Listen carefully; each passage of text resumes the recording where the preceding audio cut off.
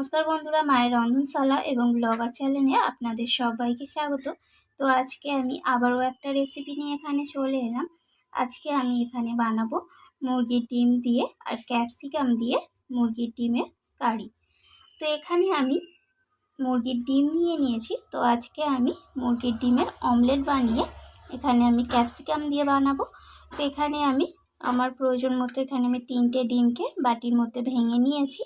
আর তার সাথে এখানে আমি নিয়েছি 2টো ক্যাপসিকাম। তো ক্যাপসিকামগুলোকে একটু কিউব কিউব করে আমি কেটে নিয়েছি। আর এখানে নিয়েছি তার সাথে আমি পেঁয়াজ। তো পেঁয়াজগুলোকে আমি সরু সরু পাতলা করে কেটে নিয়েছি। আর এখানে নিয়েছি 2টো বড় সাইজের আলুকে এইভাবে টুকরো করে কেটে নিয়েছি। আর এখানে একটা বড় সাইজের টমেটোকে কেটে নিয়েছি। আর এখানে নিয়েছি কয়েকটা কাঁচা লঙ্কা। তো চলুন আমি রেসিপিটি কিভাবে বানাবো সেটা শেয়ার করা যাক। তো আমি ডিমটাকে প্রথমে লবণ আর একটু কুচি করে রাখা পেঁয়াজ দিয়ে আমি ডিমটাকে ভালোভাবে ফেটিয়ে নেব। তো আমি এখানে উনুনের মধ্যে কড়াই বসিয়ে দিয়েছি। আর এখানে আমি কড়াইতে সর্ষের তেলও দিয়ে দিয়েছি। তো তেলটাকে আমি খুন্তি দিয়ে একটু কড়ার গায়েতে লাগিয়ে নিলাম। এখন আমি এর মধ্যে দিয়ে দেব ফেটিয়ে রাখা ডিমটা।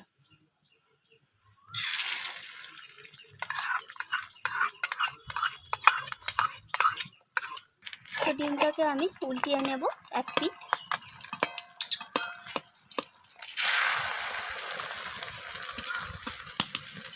তো এই পিঠটাকেও আমি ডিমে একটু ভেজে নেব। তো ডিমটাকে আমি খুন্তি দিয়ে আমি ডিমটাকে কেটে নিচ্ছি। আমার যে কটা এখানে ডিমের পিসের প্রয়োজন আমি সেই অনুযায়ী এখানে ডিমটাকে টুকরো করে নিচ্ছি। তো এখানে আমি আরও 2টো ডিম ফেটিয়ে নিয়েছিলাম। তো এটাও আমি দিয়ে দিলাম এর মধ্যে। এটাকেও আমি একইভাবে অমলেট বানিয়ে এটাকেও আমি টুকরো করে নেব। এই ডিমটাকেও আমি উল্টিয়ে নেব। তো এই ডিমটাও আমার ভাজা হয়ে গেছে। এটাকেও আমি একইভাবে খুন্তি দিয়ে আমি পিস করে নিচ্ছি।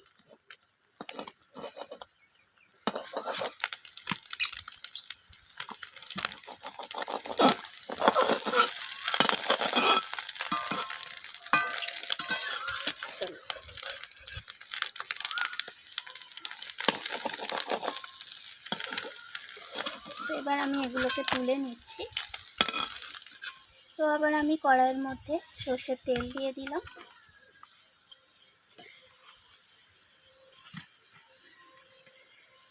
আর এর মধ্যে দিয়ে দেব কেটে রাখা আলুগুলো। তো আলুগুলোকে আমি লালচে করে ভেজে নেব।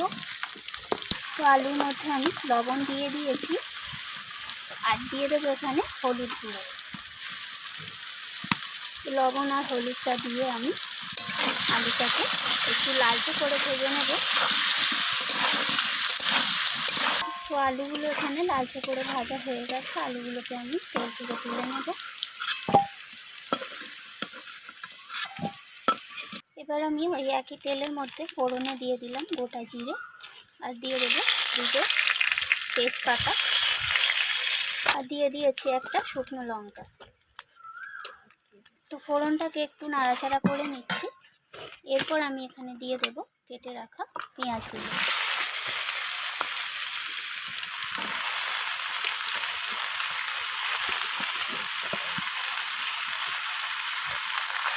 পেঁয়াজটাকে একটু লালচে রং করে আমি ভেজে নিচ্ছি। এরপর আমি এখানে দিয়ে দেবো কেটে রাখা টমেটো।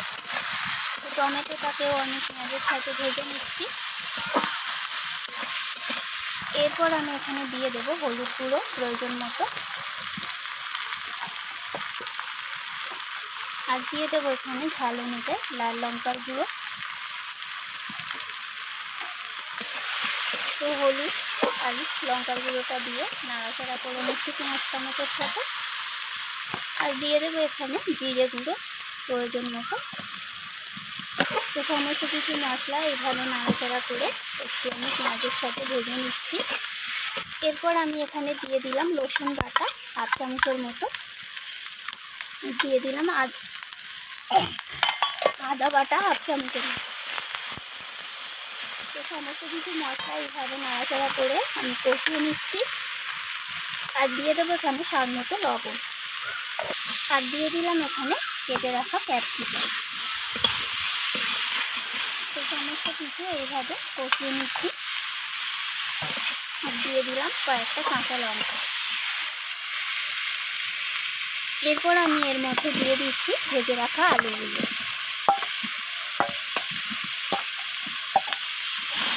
তো আলুগুলোকে আমি সব কিছু মশলার সাথে এইভাবে কষিয়ে নিচ্ছি।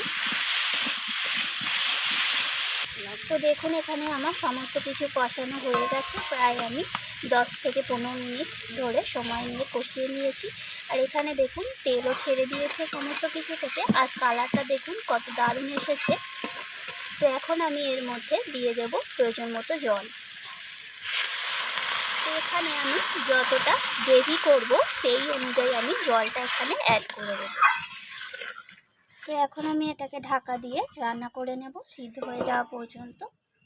তো দেখুন আমি ঢাকাটা সরিয়ে দিয়েছি। এখানে তরকারিটা রেডি হয়ে গেছে, মানে আলুগুলো সিদ্ধ হয়ে গেছে।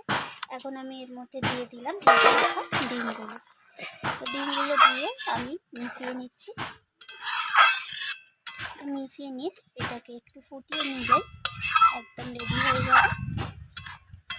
এরপর আমি এখানে দিয়ে দেবো কিছুটা সানরাইজের শাহি গরম মশলা।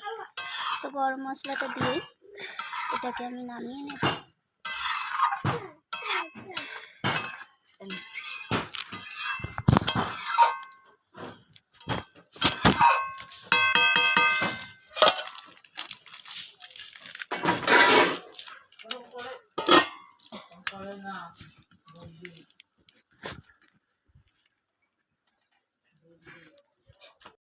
তো দেখুন এখানে তৈরি হয়ে গেল ক্যাপসিকাম আলু দিয়ে ডিমের কারি। তো রান্নাটি দেখুন কতটা দারুণ এসছে কালারটা। তো রান্নাটি কেমন লাগলো অবশ্যই জানাবেন। আর এরকম যদি একটা রেসিপি সত্যি কিন্তু ভাতের সাথে থাকে কিন্তু অসম্ভব দারুণ লাগে। আর এইটাতে কিন্তু ভাত, রুটি, পরোটা সব কিছুর সাথেই কিন্তু খাওয়া যেতে পারে। তো রান্নাটি কেমন লাগলো অবশ্যই তো জানাবেন। আর ভালো লাগলে লাইক শেয়ার করতে ভুলবেন না। তো আমার চ্যানেলটিকে সাবস্ক্রাইব করে চ্যানেলটির পাশে থাকার অনুরোধ রইল। আমি আবারও ফিরে আসবো অন্য কোনো রেসিপি নিয়ে। আজকের মতো এইটুকুই। ধন্যবাদ বন্ধুরা।